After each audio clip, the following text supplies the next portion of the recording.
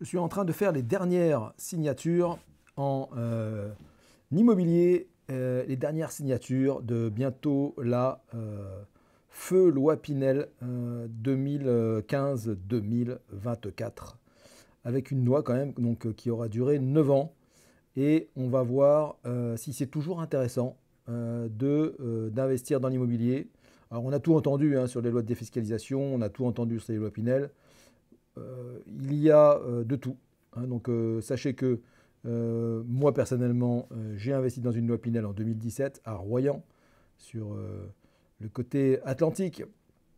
Et donc ça peut être un très mauvais investissement s'il n'est pas adapté à votre situation, mais ça peut être aussi un très bon investissement parce qu'on était quand même sur des taux de réduction assez forts, une des lois les plus écrasantes en termes de fiscalité depuis le début des lois fiscales qui remontent au début des années 80. Et donc là, je vais vous présenter, je vais vous partager une étude que je suis en train de faire avec des clients. Et vous allez voir donc, en chiffres, parce que c'est ça qui est important. Donc peut-être que je vais vous montrer où c'est. Allez, je vous montre où c'est d'abord et après on rentre dans les chiffres. Donc là, on est sur une étude pour un T3 à Uchaud. Uchaud, c'est entre Nîmes et Montpellier. C'est sur, alors c'est pas sur la nationale 113, mais c'est sur l'axe. Donc la nationale 113, c'est la nationale qui relie Nîmes et Montpellier. Et donc c'est un axe assez passant. C'est il y a Millau, Uchaud, puis après derrière Vergès. Donc des secteurs qui sont quand même assez recherchés et où l'immobilier est encore entre 30 et 40% moins cher que sur Montpellier ou sur son secteur. Très précisément, donc vous voyez que vous l'avez déjà sous les yeux. Alors la demeure Toscane, c'est un promoteur avec lequel je travaille. Je préfère vous dire tout de suite que je n'ai aucun lien particulier et privilégié avec ce promoteur-là. Il ne me rémunère pas davantage que les autres. Je le sélectionne parce que vous allez voir, en termes de prestations par rapport au prix, eh bien, écoutez, c'est exactement ce que moi je ferais si je devais investir. On est sur en plus une résidence avec seulement 4 appartements, 2 T2, 2 T3. Donc on est sur une résidence très intimiste dans le village de Uchaud. Il y a 5000 habitants à Uchaud. Et pour l'instant, donc j'ai fait une petite recherche sur Le Bon Coin, c'est toujours ce qu'il faut faire. Donc quelqu'un qui voudrait louer un appartement à Uchaud, si vous allez sur Le Bon Coin, il y a zéro offre. Zéro offre. Donc on va voir après ce que ça signifie en termes de chiffres. Donc ça, c'est des indicateurs qu'il faut regarder avant d'investir. Donc ça, c'est la résidence. Et puis donc on est sur un 3 pièces, de 62,26 mètres carrés. La loi Pinel, alors c'est une loi Pinel Plus. Donc la différence entre Pinel et Pinel Plus, déjà ça permet en termes de fiscalité de conserver les taux de réduction originels, donc 21% du prix sur 12 ans, 18% sur 9 ans, 2% par an. Donc du montant de l'investissement que vous pouvez réduire de vos impôts directement. On a donc la loi Pinel Plus impose aux promoteurs d'avoir une double orientation et des espaces extérieurs aussi également obligatoires. Et les soumises n'ont pas alerté la loi thermique 2012, mais à la loi réglementation environnementale 2020. Donc c'est quelque chose qui est encore plus sélectif, encore plus exigeant. C'est le bas carbone. Et donc de ce fait, en termes de neuf, eh bien, pour le promoteur, ça coûte encore un peu plus cher que les précédentes lois parce qu'on a des matériaux qui, sans parler de la hausse et de l'inflation du coût des matériaux, mais on a des matériaux qui coûtent plus cher pour fabriquer et construire ces résidences. Qu'est-ce que je ne vous aurais pas dit? Donc une grande terrasse quand même de 9,06 mètres carrés. On a 2 places de parking, un local vélo qui est prévu. Et donc ça c'est très important, que 4 lots. Pourquoi que 4 lots? Parce qu'il y a des résidences, notamment, je me méfie beaucoup des résidences qui sont dans des grandes métropoles où il y a 60, 70, 80 lots. S'il y a une majorité d'investisseurs dans ces résidences-là, ils vont tous vendre en même temps au bout de 9 ans. Et vous allez vous retrouver, si vous voulez vendre, en concurrence avec des dizaines de personnes qui vont mettre leurs biens sur Le Bon Coin ou ailleurs. Et donc, de ce fait, ça dévalorise la valeur de votre appartement. Là, en ce qui concerne ce bien-là, eh bien, on n'a que 4 lots. Et donc, d'ailleurs, il n'est pas exclu que sur ces 4 lots, il y ait aussi des personnes qui arrivent là en résidence principale. Pour l'instant, il y a un T2 de vendu. Et il reste 2 T3 et 1 T2.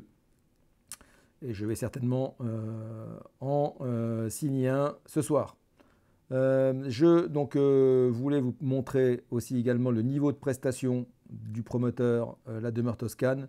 C'est pour ça que je les sélectionne. C'est-à-dire qu'à la revente, quand vous allez proposer ce bien, là on est sur une réalisation déjà terminée à Calvisson, donc c'est dans l'Avonage près de Nîmes.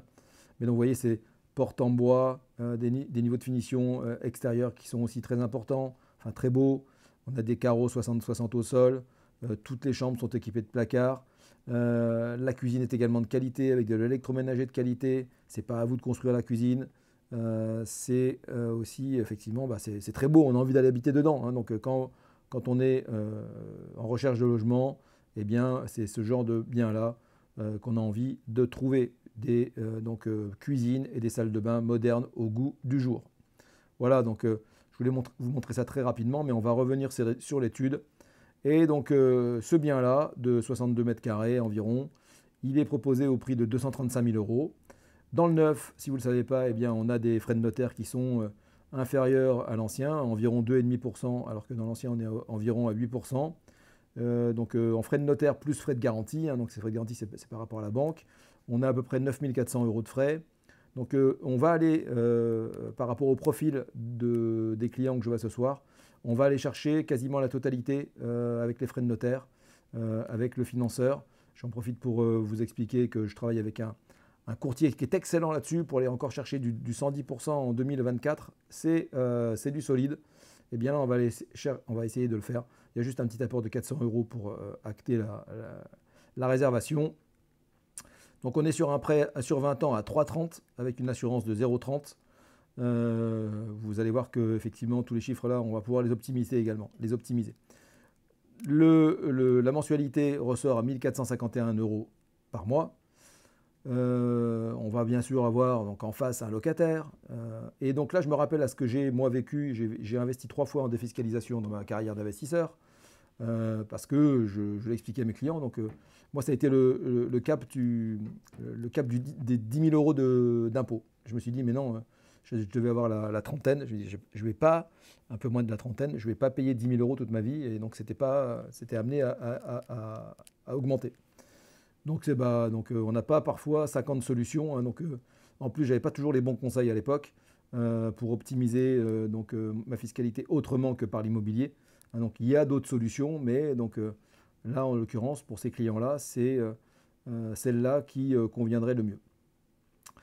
Donc le loyer en face, on est en zone B1. Vous savez que la loi Pinel impose des plafonds de loyer pour exclure de ces biens-là les personnes qui ont les revenus les plus forts et laisser à la location ces appartements aux clients aux revenus non pas les plus modestes, mais revenus moyens, puisque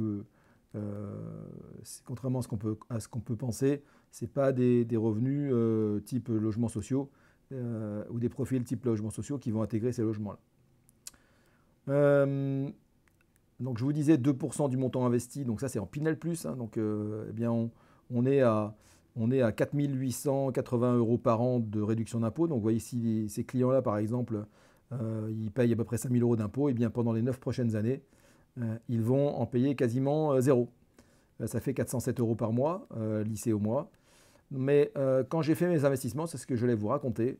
Souvent, les conseillers oubliaient de me raconter toute la vérité et rien que la vérité, comme on dit. Et rien que la vérité, toute la vérité, c'est bien de faire des calculs sur un loyer brut, mais moi je l'ai fait aussi en loyer net. Hein, donc le loyer net, j'ai rajouté les frais ici, là, toute charge. Il faut penser à intégrer la gestion locative. Donc là, j'ai une astuce pour avoir une gestion locative avec les loyers impayés à 5,5% du montant du loyer. Donc on est à 41 euros par mois. Donc vous vous occupez de rien, c'est l'agence qui va s'en occuper. On tape sur une taxe foncière d'environ 550 euros par mois. En fonction des communes, c'est exonéré les 2 premières années, parfois en totalité, parfois à 50%. Donc là, c'est exonéré à 50%. Il y a obligation de prendre une assurance personnelle d'un document lorsque vous êtes propriétaire d'un logement. Et puis les charges de copropriété, là aussi gros intérêt d'avoir une petite résidence. Il n'y a pas d'ascenseur, il n'y a pas de piscine, il n'y a pas d'espace vert, des hectares d'espace vert. On est à 25 euros par mois de charges de copro. C'est tout petit. Donc on ajoute toutes ces charges donc, à la mensualité de 1 451 € et on arrive à 1 593 €. Moins le loyer, moins la réduction d'impôt, on arrive à un effort d'épargne aujourd'hui de 443 € par mois. Donc c'est un effort d'épargne. En fait, au lieu de laisser partir ces 5 000 € par an que les clients payent, eh bien on va prendre l'argent de ces impôts et les injecter dans l'achat d'un bien immobilier. Néanmoins, ça ne va pas suffire. En 2024, eu égard à l'augmentation des prix, c'est ce qu'on vient de dire tout à l'heure, donc déjà l'augmentation des prix du neuf, l'augmentation du coût du matériau du neuf, eh bien on est non plus sur des efforts d'épargne comme j'ai pu les connaître au début de la loi Pinel à 200, 170, 200 € par mois, mais à des tarifs qui sont là, vous les avez sous les yeux justement, sur un 3 pièces, environ 443 € par mois. Ça tombait plutôt pas mal puisque mes clients, c'était grosso modo le maximum qu'ils pouvaient mettre. Alors, c'est pas terminé, donc on va voir la synthèse de l'opération.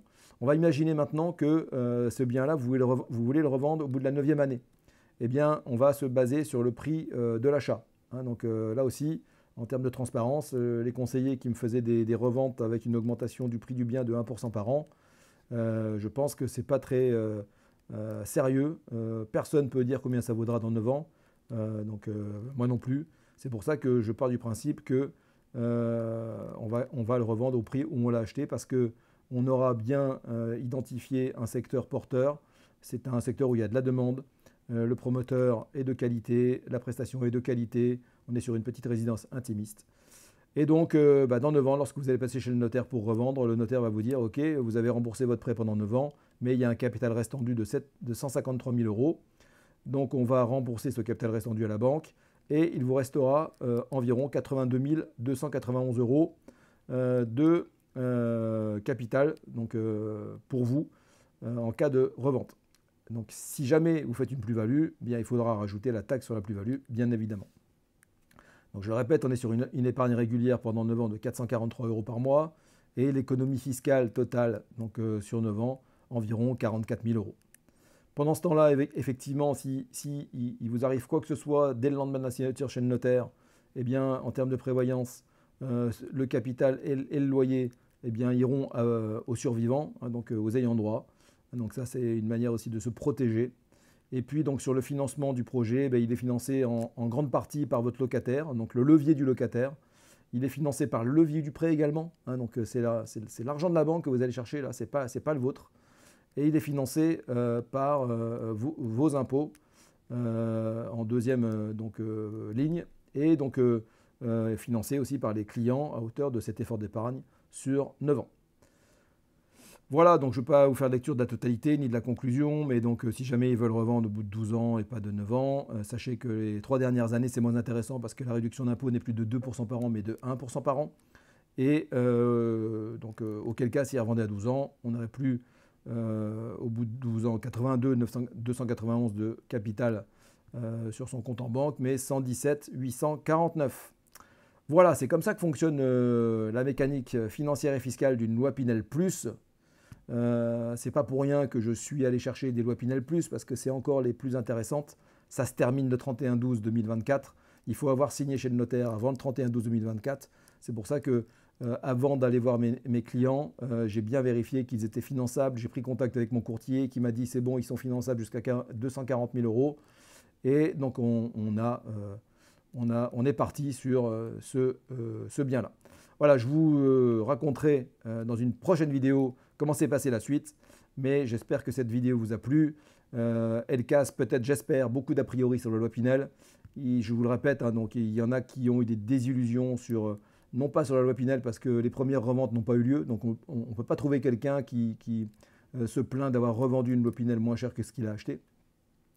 Et puis là, j'en profite d'ailleurs à ce sujet-là. Si jamais, imaginons que dans 2-3 ans, il y a une crise de l'immobilier, eh bien, même si vous revendez l'appartement, je vais vraiment 150 000 €, d'accord, eh bien, ça fera grosso modo une opération neutre. Ça fera une opération neutre. Puisque, effectivement, vous aurez fait une moins-value de 85 000 €, mais les 82 291 que vous auriez dû avoir, eh bien, si en cas de crise et de krach immobilier, eh bien, mais il faut quand même une grosse baisse. Ça fait plus de 30%. Donc, Ça, c'est pas du tout annoncé dans les tuyaux, mais personne, là encore, ne peut le prédire. Je vous donne donc rendez-vous très vite pour une prochaine vidéo. Si vous avez aimé, likez-la, partagez. Si vous payez des impôts, contactez-moi, je vous ferai une simulation à Ucho avec la demeure Toscane ou avec aussi d'autres promoteurs. Je vous le répète, je ne suis pas attaché à un seul promoteur, je sélectionne les meilleurs, je sélectionne ceux que je prendrai pour moi. À très vite.